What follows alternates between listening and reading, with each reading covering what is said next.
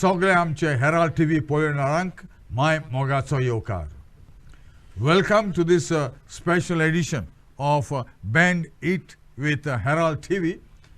This is in connection with the World Cup 2022 being held in QATAR. We are now on the 15th episode after South Korea beat Portugal 2-1. Ghana lost to Uruguay 0-2. Switzerland beat Serbia 3-2. And Cameroon stunned Brazil 1-0. The last day saw Uruguay being eliminated as South Korea shocked Portugal to advance to the round of 16.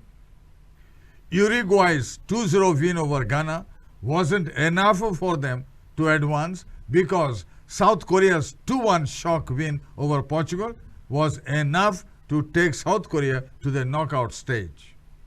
Portugal topped the group despite the defeat. South Korea and Uruguay, they tied on 4 points each with the same goal difference of 0, but South Korea had scored more goals, 4 to the other ones 2, and therefore South Korea proceeded further. Brazil lost 0-1 to Cameroon, but they topped their group on higher goal difference with Switzerland, and they will take on South Korea next. Switzerland won a wild 5-goal affair against Serbia that ended 3-2 in favor of Switzerland. Switzerland will face Portugal next. It is do or die from now on, from Saturday, as the tournament enters the 16 pre-quarter-final stage. And the first knockout rounds will be held today. Netherlands versus USA at 8:30 p.m. tonight. And tomorrow, midnight, Australia versus Argentina. So we enter the round of 16 from Saturday onwards. To analyze yesterday's two major drawbacks for Brazil as well as Portugal, who had already qualified, we have our expert commentator, and he is none other than the football development official who is with the Goa Football Development Council, and a very senior official, none other than Franklin Ronken. Franklin, my mogatso yokar. Thank you, sir. We'll go straight into South Korea-Portugal match. Hwang Hee-chan's late winner sent South Korea through the knockout stage on goals scored, but only after an agonizing 10 or 11 minutes post-match wait. South Korea ultimately finished runners-up or second to Portugal. South Korea left it late, but finally fulfilled their side of the bargain against already qualified Portugal before enduring an agonizing wait to see if their place in the knockout stage was confirmed. After the 2-1 win, they won. Their players were glued to the turf, not knowing whether or not they had qualified for the round of 16. They did their bit, but 6 minutes of added time in the game, Uruguay and Ghana still to play. They were held up, and it was because the result Uruguay-Ghana was 2-0 that gave a good chance to South Korea. Uruguay, had they scored one more goal, it would have been Uruguay through, but it never came, and South Korea made it. Franklin, you have watched the match, Portugal-South Korea. Portugal had 62 or so possession, 13 shots, each of them, but they came back and put it across when least expected after it was a draw. Portugal went ahead, they equalized, and we thought 90 minutes it's getting over, and then comes your first extra time goal. Yes, sir. I think again your instincts that were there through our discussion yesterday came through. And like you just mentioned, till the 90th minute, we thought, okay, it's going to be a 1-1 until you saw the counter attack that South Korea went ahead with, which resulted into a goal. It was a night of upset for many of Goans again. No one was expecting this. They wanted Portugal to go through with the 100% result and with all 9 points. But South Korea had some other plans, and they gave it all on that particular day. It's the power of an Asian country now. Absolutely. Now it's 3 Asian countries that have gone through this knockout stage, and it's for the first time that this thing is happening. You have Japan, you have Australia, and now you have South Korea joining them. Yes, and Portugal was sure of their qualification, and they made 6 changes. Bruno, Bernardo, Ruben, João Felix amongst them. They were rested. And, they went ahead through a 5th-minute goal from Ricardo Horta. But the Koreans hit back in the 27th minute through Kim Young. And they say that Portugal's captain, Cristiano Ronaldo, played a part in the Korean equalizer when he turned his back on a corner and the ball hit him and then went up to Kim, who scored the equalizer. That was an unfortunate deflection that came from the corner kick. But this time it was sure that Ronaldo touched the ball, which Kim was close by to score the perfect goal and bring the South Koreans back into the side. South Korea and their skipper Son, we must have seen him in a mask after recent surgery, needed to score again, but they failed to really trouble Portugal until Son set up Hwang in injury time after a fine run. 30-year-old Son showed glimpses of his brilliant best as South Korea chased the victory that they so badly needed. Coach Fernando Santos replaced Ronaldo in the 65th minute, and then attacker Hwang came on and proved to be the hero at the death. What a goal! All credit to the coach who has made that kind of a substitution, and not to forget the South Korea coach Pablo Bento, who used to be the coach for Portugal as well. But he was red carded and was not there. He was sitting up on the stands. But definitely he has put an extra shift over there so that to see that the South Korean sides get a result out of this, and what a result for them to see themselves qualifying for the knockout stages. South Korea knew that they had to beat Portugal, but also hoped that the result between Ghana and Uruguay would do them a favor. Hwang had not played in the World Cup in the earlier 2 matches due to a hamstring injury, but with 65 minutes having elapsed and South Korea needing a goal to preserve any hope, he was introduced. And his moment came just past the 90-minute mark. Off a corner from Son, Hwang, with one glorious sweep of his right foot, directed the ball beyond Diogo Costa into the goal, and then it is part of the history. Yes. How do you rate his strike, which resulted in that beautiful goal? I mean, that counter attack was so well articulated, and Hwang knew exactly the way he had to run, and Son absolutely knew that the ball had to be passed in a manner where Hwang would easily have a nice strike at goal. And that was that one moment that was lacking with South Korea, and they got it and they took that opportunity easily. And Hwang said, "Whatever happens to me, whether I aggravate my injury, I just wanted to contribute. I couldn't really train or run on the pitch. The last 2 matches he was not fielded. The doctors had told him he could not play, and therefore the doctor said maybe we will try for the 3rd. And it was still a big risk, but he played and did not care to what happened to him physically." What a determination from this player. The players gave it all. You could see at the end of the game, they gave it all. Not just Hwang, but Son and every player out there came. They just wanted that result to win. And with Hwang's 91st minute goal, you could see the emotions. That it was just absolutely amazing to see them, everyone celebrating that particular goal. And they knew that they had done their bit. It was all left in, the fate was left in the other match's hand. But they did their bit. And then Ronaldo missed a wonderful one-on-one chance earlier, and did not hide his frustration, saying that he had been angered by one of the South Korean players. He said that the Korean player was insulting him, telling him to go away. He was verbally aggressive, speaking in English to Cristiano.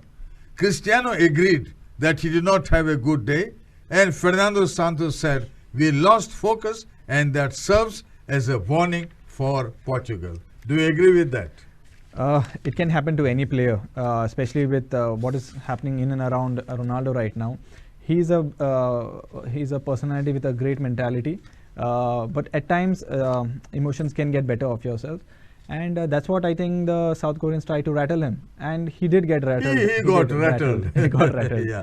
And then we have seen that Uruguay beat Ghana 2-0, but both of the teams were eliminated. Yes. We are coming towards the halfway mark of our program, supported by Decathlon Kalangut, Martin's Corner Betalbatim, Adlengoy Family Restaurant, Doria Deger Multi-Cuisine Restaurant Old Goa, and Martin's Place Village Bistro in Navelim. We have a very, very short break. Don't go away. Please come back. Please do drop in at a small little family restaurant called Adlengoy, which is just 5 minutes from Basilica Born Jesus and Say Cathedral. In this small restaurant, we serve authentic Goan cuisine, and we are known even for our fresh fish, chicken, mutton, etc. Also, we are known even for the other cuisines like tandoori, Indian, Indo-Chinese. So why don't you come over? Also, we have a full-fledged bar, and our bartenders do really good, amazing cocktails and mocktails. And also, most important point, we are having a live premiere of the FIFA World Cup. So do drop in with your family and friends, and for reservations, dial the number on the screen.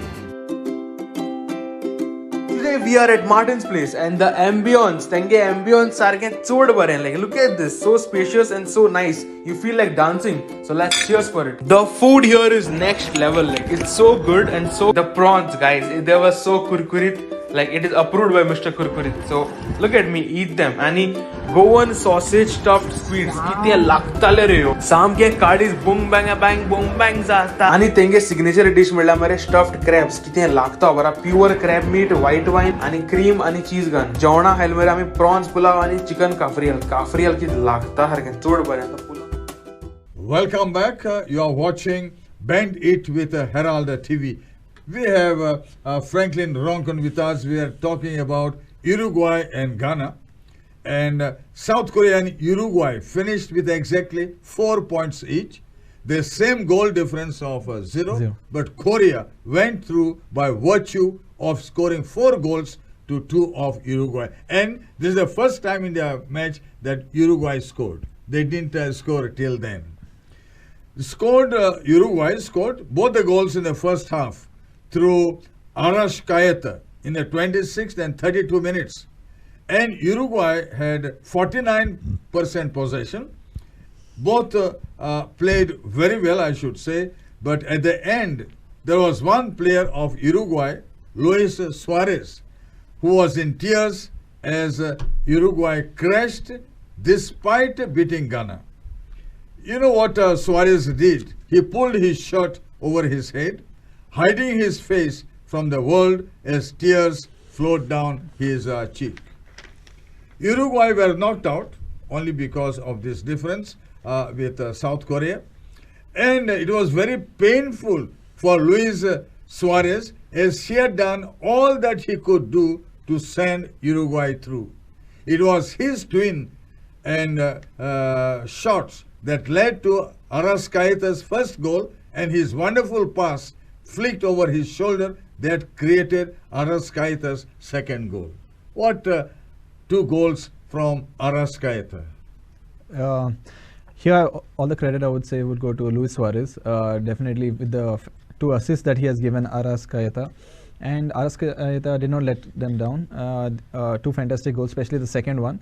But Luis Suarez has been in the mix of all this since the previous time Uruguay and Ghana have met. There has been a lot of bad blood between both the countries. Yes. He had stopped with his hand, yes. and resultant penalty kick was not scored was by not Ghana. scored.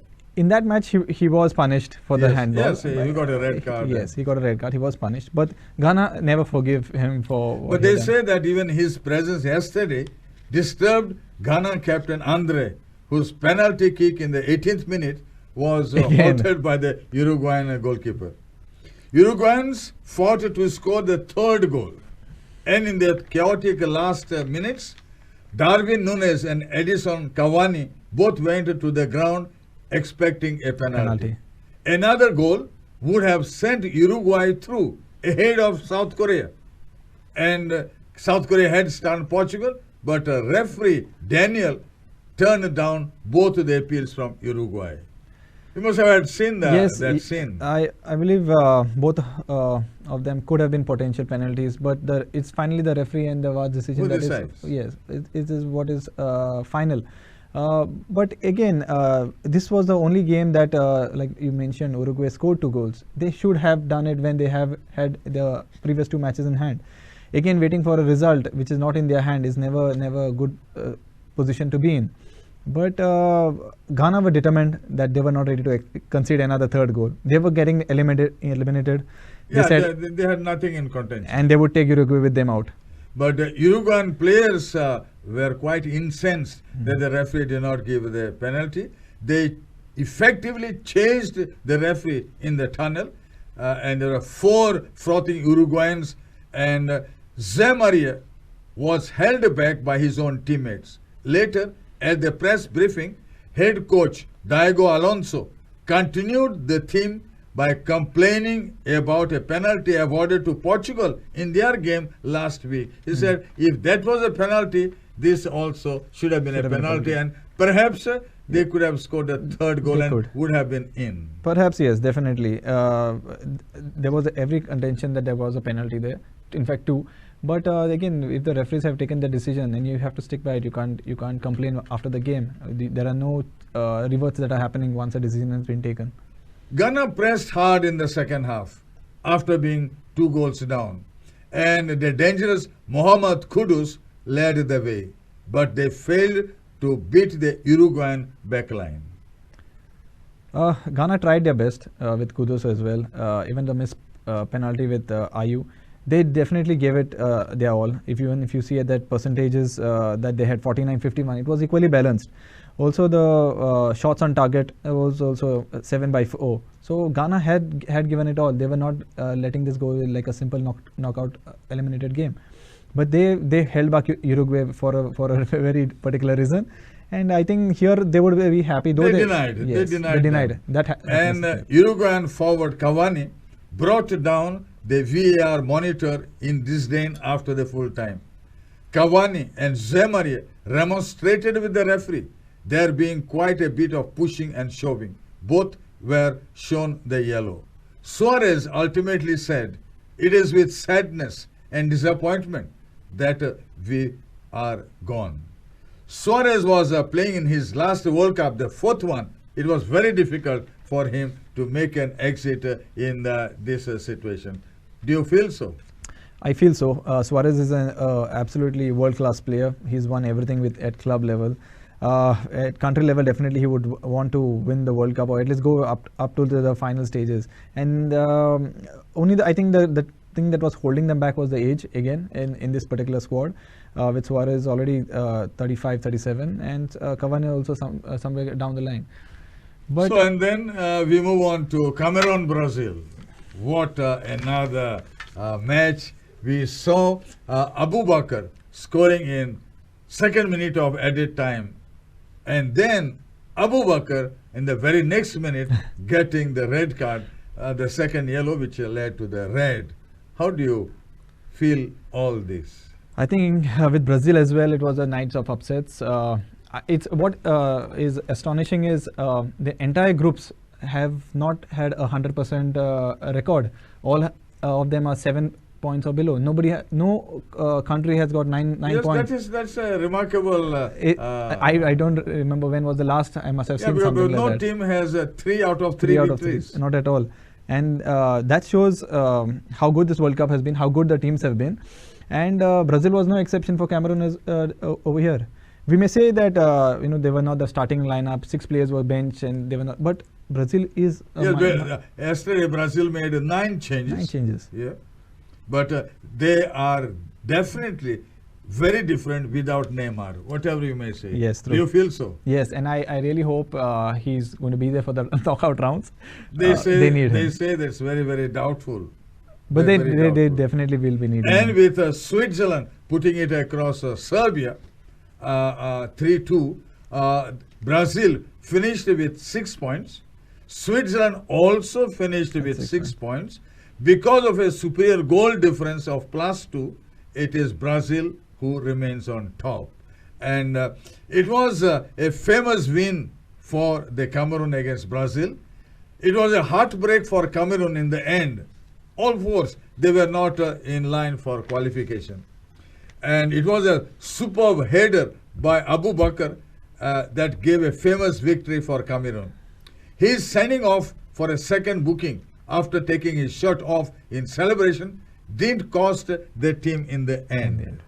Brazil will wonder as to how they lost this game, as they were on the front for most of the time and looked dangerous on the flanks, with Gabriel Martinelli going close on many occasions.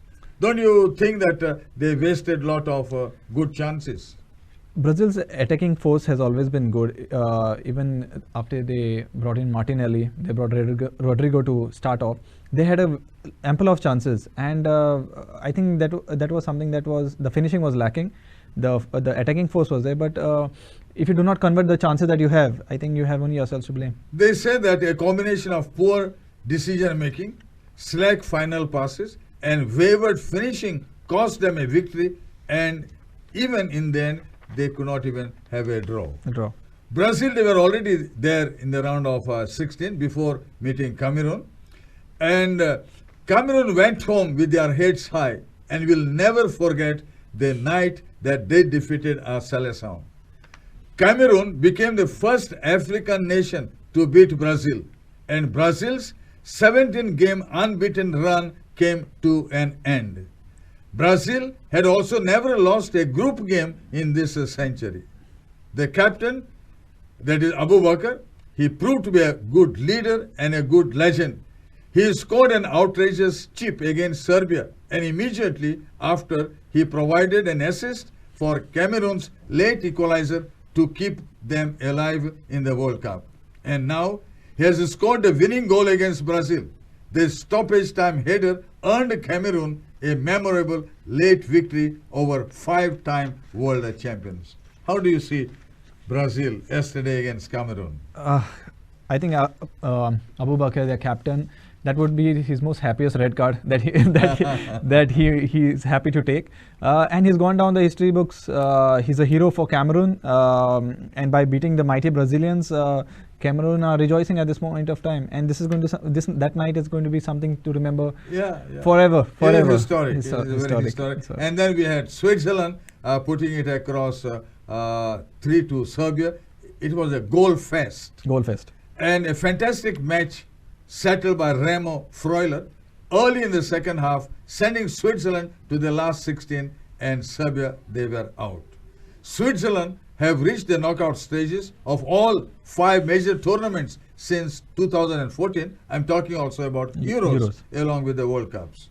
It was a pulsating, messy, highly physical game as expected.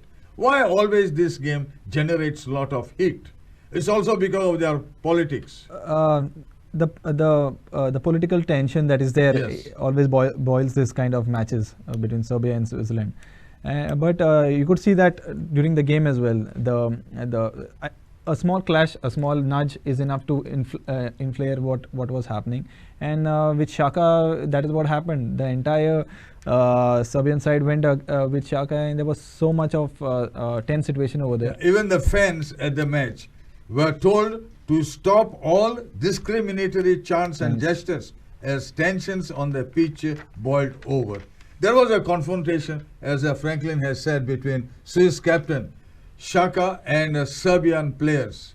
The argument in the second half drew in Switzerland's forward Bril Embolo, and Serbia substitutes ran onto the pitch to remonstrate with Swiss players before the referee brought the situation under control. It was not the first time that a World Cup match between Switzerland and Serbia has been played in a tense atmosphere. Switzerland reached the World Cup knockout for the third successive tournament and will meet Portugal next. It's going to be quite a tricky match.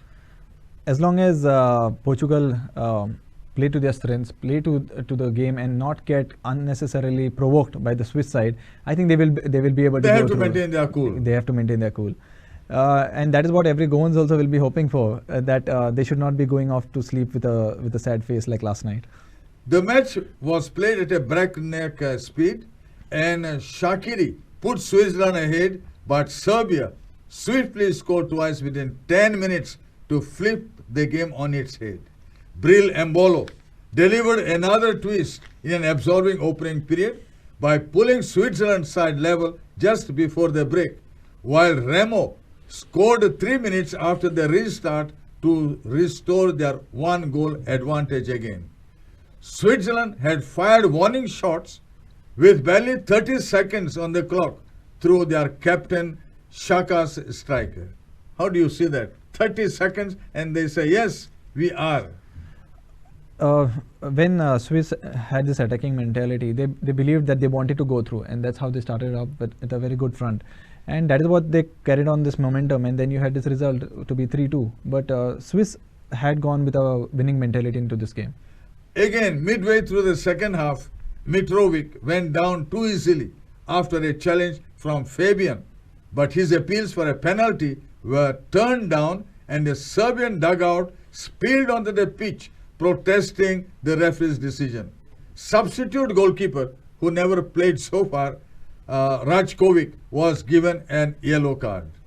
Ultimately, Switzerland finished with 6 points, level with Brazil, but just behind on goal difference. How do you see Switzerland coming up so close?